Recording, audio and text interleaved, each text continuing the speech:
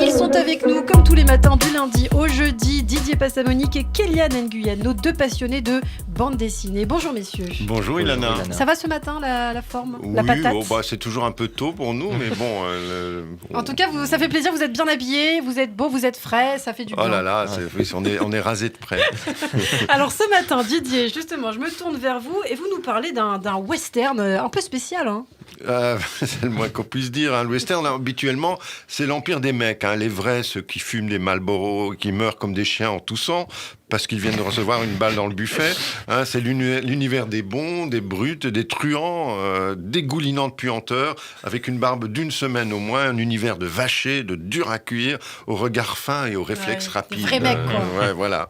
Hein, d'aucuns ont essayé de déconstruire le mythe de ces vrais mecs en balançant Chihuahua Pearl dans les pattes de Blueberry ou Calamity Jane dans les pattes de Lucky Luke. Hein, et comme Lucky Luke ne réagissait pas, on lui envoyait des hommes un peu moins virils également, mais ça marchait pas davantage parce que les cow-boys sont des mecs, des vrais. Sauf dans Mondo Reverso où le matriarcat bat son plein. Ce sont les femmes qui en ont des flingues. Ouais. Les hommes en sont réduits à des rôles de potiches, choisis sur catalogue dans des bordels, à porter des francs-freluches et avoir des conversations superficielles.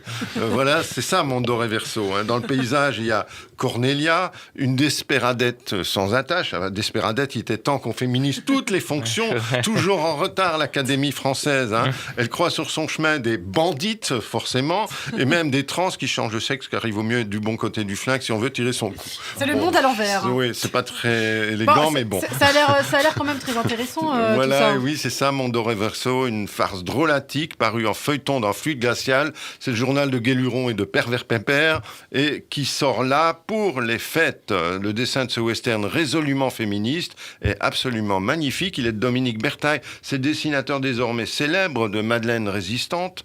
Hein, et puis cet album de 192 pages, c'est une intégrale.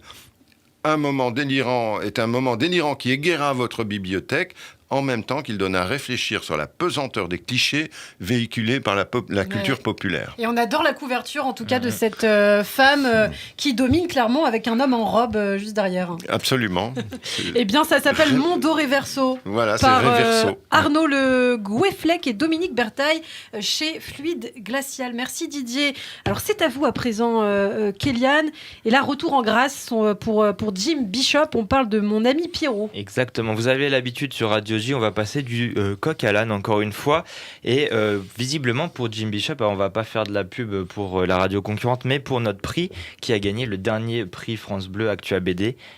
Ce prix n'a pas été trop dur à porter, puisqu'il nous offre avec Mon ami Pierrot un album plein de maturité pour explorer l'amour, mais attention, un certain amour, l'amour toxique. Son personnage de Cléa est complètement sous emprise et il lui sera bien difficile de s'échapper des serres de son prédateur, le mystérieux Pierrot, une sorte d'alter ego masculin à Esmeralda.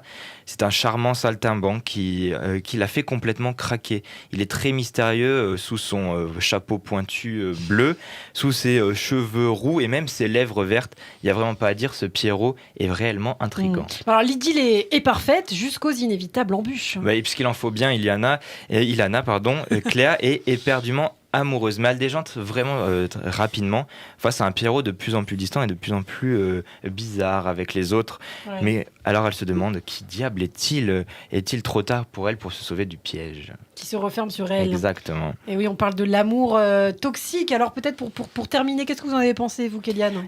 C'est très bien, mais peut-être que c'est une mise en garde dans cette cuffing season, la saison des menottes. C'est quoi ce truc-là ? Je vais expliquer pour les boomers qui sont au fond du studio.